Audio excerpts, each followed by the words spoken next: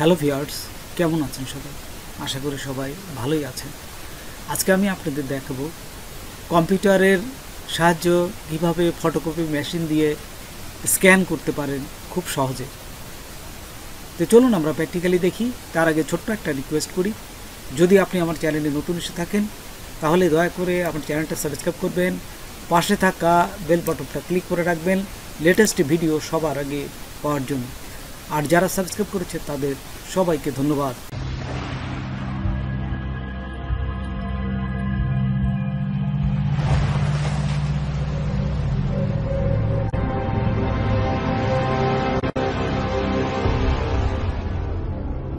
প্রথমেই আমরা কম্পিউটার এবং এই ফটোকপি মেশিনের একটা কেবল দিয়ে সংযোগ করব। তো কীভাবে সংযোগ করতে হয় সেটা আমি আপনাদের প্রথমে দেখাই।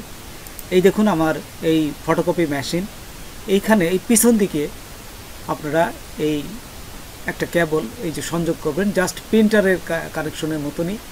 হ্যাঁ, তো দেখুন আমি আবার দেখাচ্ছি, প্রথম দিকে দেখাই যে এই যে প্রথম দিক হচ্ছে ফটোকপি মেশিনের প্রথম সাইড, এই যে এখান থেকে প্রিন্ট করা হয়, পিছন দিক যাবেন। এই যে পিছনে যাওয়ার পর এই যে দেখুন আমি আবার দেখাচ্ছি, এই যে ভালো করে, এই হচ্ছে ফ্রন্ট সাইড। এখন আমি ব্যাক সাইডে চলে যাব। এই যে পিছনে গেলাম, পিছনে যায় এইখানে এই যে পিছনে জাস্ট একটা ফাঁকা অপশন আছে, এইখানে এই কেবলটা জাস্ট লাগাই দেবেন। আচ্ছা, লাগানোর পরে এখন এই যে আমি এখানে লাগানোর পরে দেখুন এই কেবলটা বাকি অংশটা এই আমার কম্পিউটারে পিসিতে লাগাবো। এখন পিসিতে আসার পরে আপনার পিছন দিকের ইউএসবি পোর্ট আছে, সেখানেও লাগাতে পারেন। আমি এই পিসির উপরের দিকে ইউএসবি পোর্টটা এখানে বেশি আছে, সেই জন্য আমি এইখানে দেখুন লাগালাম। এই যে ইউএসবি পোর্টটার ভিতরে জাস্ট লাগাই দিলাম। লাগাই দিলে পরে এখানে ও কানেকশন কিন্তু হয়ে গেল, এই কম্পিউটার এবং এই ফটোকপি মেশিনে কানেকশন হয়ে গেল। তো এখন আমি কম্পিউটারে দেখব যে আসলে আমার কম্পিউটারে কানেকশনটা তো ঠিক হয়ে গেল, কিন্তু ইনস্টল কিন্তু করি নেই আমি এখনও। তো ইনস্টল না করলে এর আইকন কিন্তু আসে না। তাই আমি একটা প্রমাণ আপনাদের দেখাচ্ছি।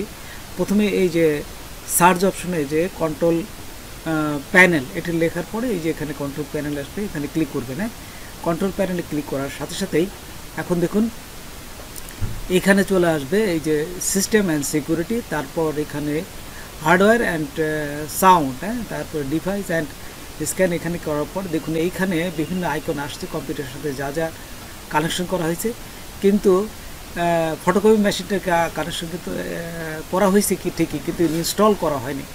ইনস্টল করা হয়নি বিধায় এখানে কিন্তু আইকনটা আসে নাই। আপনারা যখন ফটোকপি মেশিন কিনবেন অবশ্যই এই একটা ডিস্ক দেয়, ওই ডিস্কটাই হচ্ছে ফটোকপি মেশিনে ইনস্টল ডিস্ক দেয়। তো ওই ডিস্কের ভিতরেই ইনস্টল ডিস্কটা থাকবে, সেইটা আমি এখন ইনস্টল করব। তো দেখুন আমি আমার এই ডিস্কে চলে গেলাম।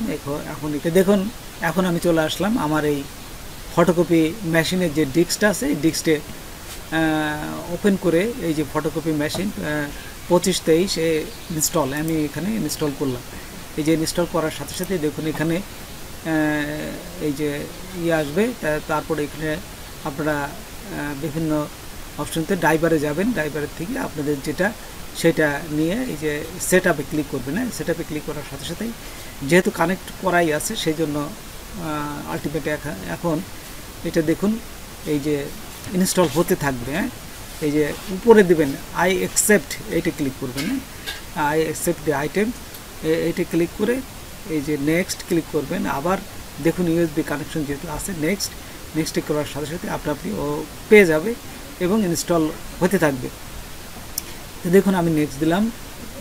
নেক্সট দেওয়ার পর একটু অপেক্ষা করি, অনেক সময় নেট স্লোর জন্য নিতে চায় না। এই যে আমি দেখুন এখানে নেক্সটে ক্লিক করলাম, নেক্সট, আবার নেক্সট, তারপর এই যে দেখুন এখন কিন্তু ইনস্টলটা হয়ে যাচ্ছে এবং এই যে ফিনিশ, তারপর নেক্সট হয়ে গেছে। তাই এখন দেখুন এই যে আইকনটা আবার টেস্ট করি আমরা, এখন কিন্তু আইকন দেখতে পাবো। কন্ট্রোল প্যানেলে আসবেন, কন্ট্রোল প্যানেলে আসার পর এইখানে দেখুন কন্ট্রোল প্যানেলটি ক্লিক করার পর এই যে সিস্টেম, তারপরে হার্ডওয়্যার অ্যান্ড সাউন্ড, ঠিক আগের সেম প্রসেসে এখানে আসার পরে দেখুন এই যে আইকনটা চলে আসছে, দেখছেন। এখন কী করবেন, রাইট মাউস ক্লিক করবেন, এইটা আইকনের উপর রেখে রাইট মাউস ক্লিক করে এই যে প্রিন্টার প্রপার্টিস, হ্যাঁ, প্রিন্টার প্রপার্টিস, এখানে এই যে এই অপশনটা ক্লিক করবেন। ক্লিক করার সাথে সাথেই এখানে দেখবেন যে এই যে কনফিগারেশন পুনরায় আসে, এটি ক্লিক করে অটোতে ক্লিক করুন, অটো ডুপ্লিকেট ইউনিট। আপনার এই অটো ডুপ্লিকেট ইউনিটটাই এখানে ক্লিক করার সাথে সাথে আপনার এটি কিন্তু অটো ডুপ্লিকেট ইউনিটটা সেট হয়ে গেল, প্লাস আপনার আইকনটাও এখান থেকে এই সমস্ত কিছু পেয়ে গেল আর কি। এই কম্পিউটার এবং ফটোকপি মেশিন এই লিঙ্কটা সে পেয়ে গেল। আচ্ছা, এবং দেখলাম যে এখানে আইকনটা ঠিক আছে। তারপর এই অ্যাডোব ফটোশপ 7.0 আপনারা ইনস্টল করবেন, কারণ এই আগের থেকেই কম্পিউটার এবং ফটোকপি মেশিনের এই সফটওয়্যারটা দিয়েই তারা এই স্ক্যান করেছে, এবং আপডেট যতই নতুন নতুন আপডেট আসছে ফটোকপি মেশিনের ক্ষেত্রে, সেই ক্ষেত্রে কিন্তু এই অ্যাডোব ফটোশপ যত আপডেটই সফটওয়্যার আসছে এগুলোতে কিন্তু সরাসরি এই স্ক্যান করা এখনও যায় না। সেই জন্য এই অ্যাডোব ফটোশপ 7.0 দিয়েই কিন্তু এই স্ক্যান করতে হয়। সেই জন্য এটা স্ক্যান করে নেবেন, কি খুব ছোট সফটওয়্যার, এটা ছোট্ট একটা সফটওয়্যার, এটা খুব দ্রুতই এটা ইনস্টল হয়ে যায়। তো ইনস্টল করতে গেলে কিন্তু এখানে কিন্তু একটা আপনার সিরিয়াল নাম্বার দিতে হয়। দেখবেন যে এই অ্যাডোব ফটোশপ 7.0-তে কিন্তু ইনস্টল সফটওয়্যার এই সফটওয়্যার ভিতরেই থাকে। তো দেখুন আমি এখান থেকে আপনাদের এই নর্মালি দেখাচ্ছি। তো এখানে ইনস্টল হওয়ার পর এই যে নেক্সটে দিবেন, হ্যাঁ, ইনস্টল করার পর নেক্সটে দিবেন, আবার নেক্সট, তারপর আবার নেক্সট এবং অ্যাকসেপ্টে দিবেন। হ্যাঁ, এই যে অ্যাকসেপ্ট দেওয়ার পর এখানে কিন্তু সিরিয়াল নাম্বারটা দেখুন, এখানে ইয়েস আসবে, তারপরে নেক্সট নেক্সট, তারপরে এই যে খুব দ্রুত বাকি ওর সাথে যে সফটওয়্যারগুলো আছে অ্যাডোব ফটোশপের বাড়তি রান করতে যে সফটওয়্যারগুলো লাগে, ঠিক সেইগুলো খুব দ্রুত ইনস্টল হয়ে যাচ্ছে।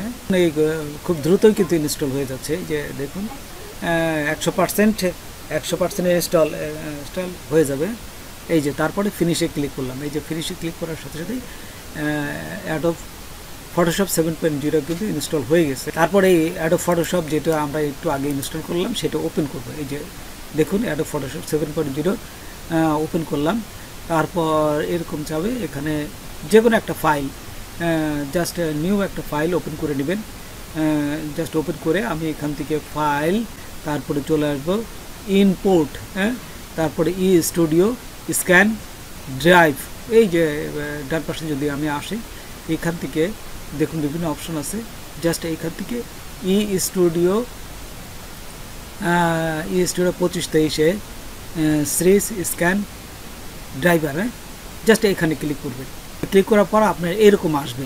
এরকম আসার পরে আপনারা দেখবেন যে স্ক্যানে ক্লিক করবেন। হ্যাঁ, আপনার অবশ্যই আপনার ফটোকপি মেশিনের ভিতর যদি যে কোনো পেপার দিয়ে রাখবেন, আমি এই পেপারটা রেখেছিলাম বিধায় স্ক্যান হয়ে গেছে। দেখুন তারপরে এইভাবে আসবে। তারপরে এই যে দেখুন এই যে মাঝে ছোট্ট একটা পয়েন্টে দেখা যাচ্ছে, এই পয়েন্টটা এইভাবে থাকে, এই পয়েন্টে ক্লিক করবেন। ক্লিক করার সাথে সাথে দেখুন এর যে সেটিংগুলো সেগুলো অ্যানাবল হয়ে যাবে।